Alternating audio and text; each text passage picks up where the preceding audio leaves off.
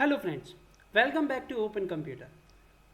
पिछली वीडियो में हमने जो डायरेक्ट मैपिंग है वो समझा था और उसके बाद उस डायरेक्ट मैपिंग के जो मैथमेटिकल जो बिट का ऑर्गेनाइजेशन था कि किस तरीके से उसकी बिट्स को डिवाइड किया गया है डिफरेंट डिफरेंट सेगमेंट्स के अंदर, वो समझा था। इस वीडियो का हमारा जो ऑब्जेक्टिव है वो ये है कि हम जो हार्डवेयर इम्प्लीमेंटेशन है वो समझने की कोशिश करेंगे। लेकिन उससे पहले, हार्डवेयर से पहले, मैं यहाँ पर एक जो वो हमने पढ़ा था ऑर्गेनाइजेशन, बिट ऑर्गेनाइजेशन, उसे एक और बार समझाने की कोशिश करूँगा।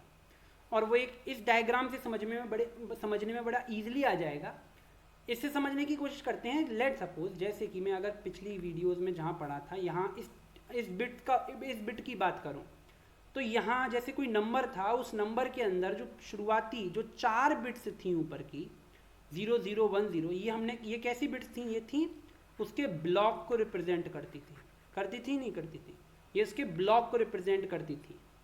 ठीक, और ये जो बाकी की बची हुई जो दो थी ये किसे रिप्रेजेंट करती थी? ये रिप्रेजेंट करती थी ऑफसेट्स को, है ना।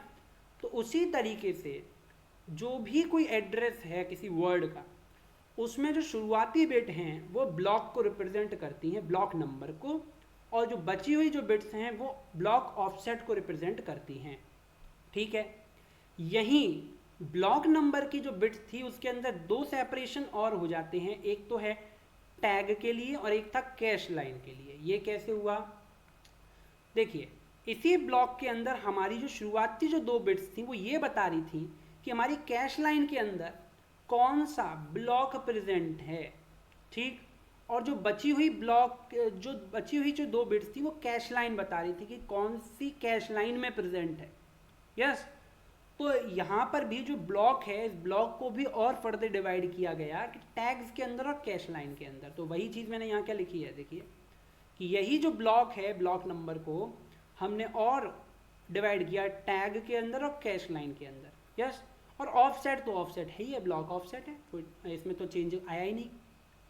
इसके बाद क्या बात करते हैं, जो इन दोनों को जो मिलाकर जो बनता है कैश लाइन को और ब्लॉक ऑफसेट को, ये होता है कैश। ओके, तो अगर कैश बिट्स जब जाननी हो कि how many bits required for the cash, तो कैश के लिए जो बिट्स होंगी वो ये कैश लाइन और ब्लॉक ऑफसेट मिलकर बनाती।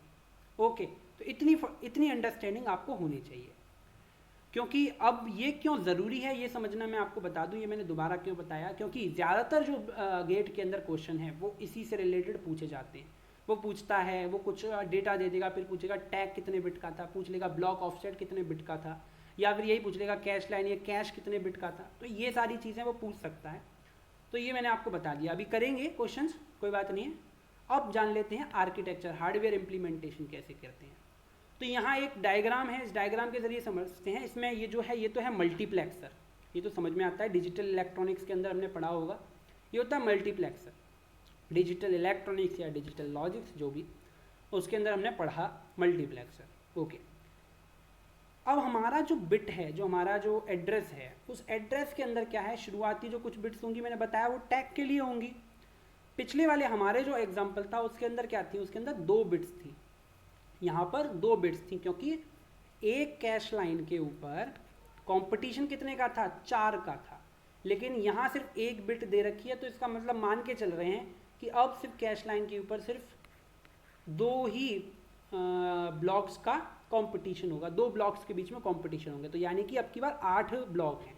ओके, हाँ, पिछली बार थे 16, इस बार 8 ब्लॉक है। ओके, अगली जो बिट्स हैं वो होती हैं कैश लाइन के लिए, तो यहाँ भी वो मैंने कैश लाइन के लिए प्रेजेंट कर दिए हैं।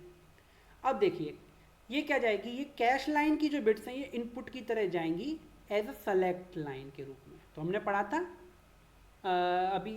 हमने अभी पढ़ा नहीं है, हाँ, अभी जब हम डिजिटल लॉजिक्स पढ़ेंगे तो उसके अंदर हम समझेंगे कि क्या ये एक मल्टीप्लेक्सर किस तरीके से काम करता है। लेकिन आपको बेसिक आइडिया तो होगा ही कि मल्टीप्लेक्सर किस तरीके से काम करता है। मल्टीप्लेक्सर क्या करेगा, यहाँ कुछ हम सेलेक्ट लाइंस आती हैं और सेलेक्ट लाइन क्या करती हैं, इनमें से जो भी है जो प्रेजेंट है इनमें से किसी एक लाइन को सेलेक्ट करेगी, बाकी सारी लाइंस को क्या कर देगी, ब्लॉक कर देगी। उस लाइन का कोई भी अफेक्ट हमारे आउटपुट पर नहीं जाएगा। तो ये तो है सेलेक्ट लाइन।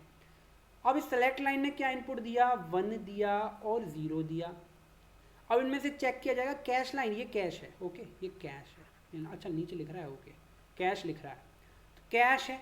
अब कैश से क्या होगा, ये कैश को, कौन सी कैश लाइन को हमको सेलेक्ट करना है, तो 10 कैश लाइन को, यानी कि इस वाली कैश लाइन को सेलेक्ट करना है, और ये वाली कैश लाइन सेलेक्ट हो गई, ठीक। बाकी जो कैश लाइन है उनका जो ये जो कनेक्शन है ये हो जाएगा डिसेबल, ये काम नहीं करेंगे कनेक्शन, ओके। अब ये जो कैश लाइन है, इस कैश लाइन के आगे ये जो ब्लॉक लिखा है यही है हमारा टैग ब्लॉक। ये क्या बता रहा है, टैग ब्लॉक। यह टैग ब्लॉक ये बता रहा है कि इस कैश लाइन के अंदर कौन सा नंबर का ब्लॉक प्रेजेंट है, 0 है तो B0 प्रेजेंट है, 1 है तो B1 प्रेजेंट होगा। इस तरीके से आपको समझ में आ गया, पहले बताया था मैंने आपको कल, हाँ तो पिछली वीडियोस में मैंने बताया ये वाला कैसे हुआ, ओके बात, ठीक है।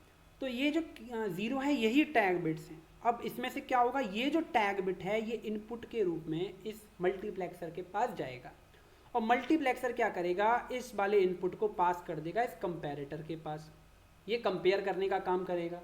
कंपैरेटर के पास डायरेक्टली एक टैग बिट और आ रही है, ये टैग बिट दोबारा से यहाँ पर भी आ गई। इस टैग बिट ने क्या किया, इस टैग बिट ने और यहाँ से जो ये मल्टीप्लेक्सर के ज़रिए जो बिट आई, इन दोनों को कंपैरेटर ने क्या किया, कंपेयर करके देखा कि दोनों क्या सेम है, हाँ 0 0 दोनों सेम है, तो काम हो गया बस।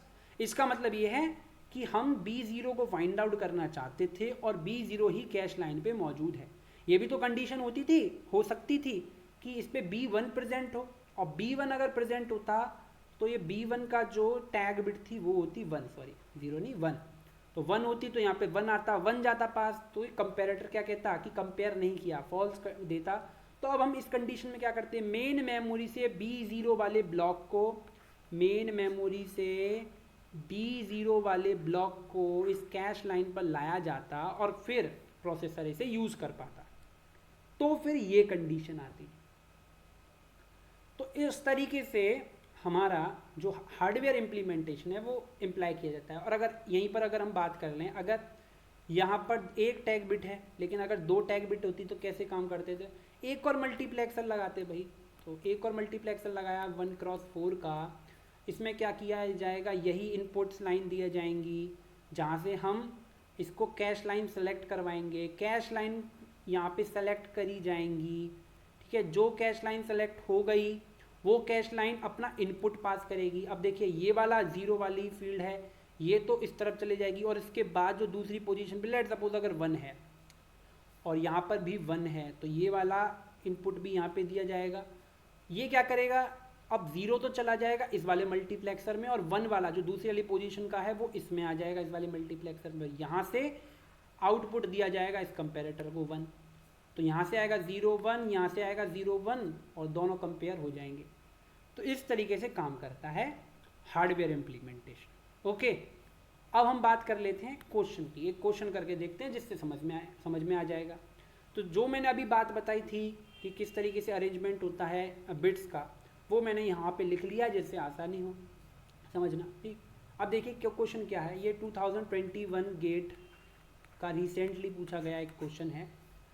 इसमें क्या कह रहा है, consider a computer system with a byte addressable primary memory of 2 की पावर 32 बाइट्स, ओके। यहाँ 2 शब्द जो हैं ये रिकॉग्नाइज करने वाले हैं। सबसे पहला तो है बाइट एड्रेसेबल, और उसके बाद मेमोरी ऑफ साइज 2 की पावर 32, ये है। तो हमारी जो प्राइमरी मेमोरी यानी कि मेन मेमोरी जो है, उस मेन मेमोरी के अंदर बाइट एड्रेसेबल है। बाइट एड्रेसेबल का मतलब ये है कि हर एक लोकेशन का जो साइज़ है, या फिर मैं बोलूँ हर एक ब्लॉक का जो साइज़ है वो है वो 1 बाइट है, ओके 1 बाइट है। तो हर एक लोकेशन का जो एड्रेसेबल लोकेशन है, जिसका एड्रेस है, वो 1 बाइट की लोकेशन है, ओके ठीक है। अब हमारी जो पूरे जो क्या है, ये 1 मिनट रुक जाओ, ब्लॉक नहीं कहूँगा मैं इसे, इसका जो साइज़ है, यस, उसके बाद दे रहा था मेमोरी ऑफ साइज 2 की पावर 32, तो 2 की पावर 32 इस मेमोरी का साइज़ दे रखा है।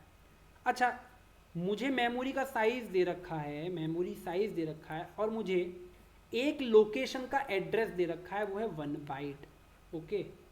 मैं अगर पूछूं कि कितने लोकेशन होंगे, टोटल कितने लोकेशन होंगे, टोटल लोकेशंस अगर मैं पूछूं तो टोटल एड्रेसेबल लोकेशन कितनी होगी, जितना मेमोरी साइज है उसको डिवाइड कर दूं एक लोकेशन के साइज से, ठीक है, तो जो कि है 1 बाइट। मेमोरी का साइज है 2 की power 32 byte, yes, divided by 1 byte, byte से बाइट गया, आंसर क्या आया 2 की पावर 32 लोकेशंस होंगी, यूनिक लोकेशन होंगी 2 की पावर 32। और अगर मुझे हर एक लोकेशन की नंबरिंग करनी है, एड्रेसिंग करनी है, तो मेरे को कितने बिट्स की ज़रूरत पड़ेगी, मैंने आपको बताया था यदि n बिट्स n एड्रेसेस हैं तो मुझे log n की ज़रूरत, log n बिट की ज़रूरत पड़ेगी, बिट्स की ज़रूरत पड़ेगी एड्रेसिंग करने के लिए। तो 2 की पावर 32 है तो यानी कि log 2 की पावर 32 बिट्स की ज़रूरत पड़ेगी, 32 बाहर आ जाएगा, log 2 खत्म, तो 1 हो गया, यानी कि मुझे 32 डिस्टिंक्ट बिट्स की ज़रूरत पड़ेगी, यानी कि मेन मेमोरी का जो पूरा जो लेंथ हो जाएगी वो हो जाएगी 32 बिट की। तो पूरे मेन मेमोरी के एड्रेसेस को लोकेट करने के लिए मुझे 32 बिट्स की ज़रूरत पड़ेगी। ओके, इसके बाद क्या कह रहा है, assume the computer system has a direct map cash of size 32 KB। अच्छा, मैं अगर इसे इरेज कर दूँ, एक मिनट, इस वाले पोर्शन को थोड़ा इरेज कर दूँ, यहाँ पे लिखेंगे, अब करते हैं। Assume the computer system has a direct map cash. Okay, तो उसने कह दिया एक मैपिंग पर डायरेक्ट मैपिंग करनी है, डायरेक्ट मैपिंग जिस कैश पर करनी है उस कैश का जो साइज़ है वो है 2 की पावर, सॉरी 2 नहीं है, 32 किलोबाइट है, ठीक है, 32 किलोबाइट्स है। और अब देखिए, मैं जानता हूँ लोकेशन का साइज़ तो बराबर होगा, यानी कि 1 बाइट एड्रेसेबल है तो ये 1 बाइट का साइज़ होगा इसका, है ना, 1 बाइट का साइज़ है इसका भी। तो मैं पूछूं कि इसके अंदर कितने नए लोकेशंस होंगे, तो इसके अंदर होंगे 32 kilobyte divided by 1 byte. अब देखिए ये किलो बाइट है, ये 1 बाइट है, बाइट से बाइट गया, किलो तो अभी भी बचा, तो 32 इंटू 2 की पावर 10। ओके, तो किलो को मैंने कन्वर्ट कर लिया 2 की पावर 10, और 32 को हम क्या लिख सकते हैं, 2 की पावर 5, यानी 2 की पावर 15 डिस्टिंक्ट लोकेशंस होंगी इस कैश के अंदर। ओके, और हर एक लोकेशन को एड्रेस करने के लिए मुझे कितने बिट्स की ज़रूरत पड़ेगी भाई, 15 बिट्स की ज़रूरत पड़ेगी। तो कैश के लिए मुझे ज़रूरत पड़ेगी 15 बिट्स की। मैं अब पूछ क्या रहा है उसके बाद, and the each cache block of the size 64 byte the size of the tag field. Okay, tag field की साइज, भाई बात तो खत्म हो गई, 32 पूरी लेंथ है, उसमें से कैश वाली लेंथ 15 को माइनस कर दूँ तो क्या आएगा, 17 आएगा। जी बिल्कुल, टैग की लेंथ जो आएगी वो 17, बात खत्म यहाँ पर, तो आंसर आ जाता है 17, तो टैग का साइज आ गया 17। सो इस तरीके से हम क्वेश्चंस को सॉल्व करेंगे, और ये आगे चलकर जैसे जैसे आप प्रैक्टिस करेंगे ये जो क्वेश्चंस हैं इस तरीके के क्वेश्चन काफ़ी इजी हो जाएंगे। अगली वीडियोज़ में मैं कुछ और क्वेश्चंस कराएंगे जिसके अंदर हम जो प्रीवियस ईयर और 2-3 क्वेश्चन उन्हें भी निकाल के लेकर आएंगे कि कौन कौन से क्वेश्चन और किस किस टाइप के क्वेश्चंस आए हैं। अगर कोई और डिफरेंट टाइप का क्वेश्चन होगा तो उसे हाईलाइट करेंगे। इस वीडियो में बस इतना ही, तो थैंक यू।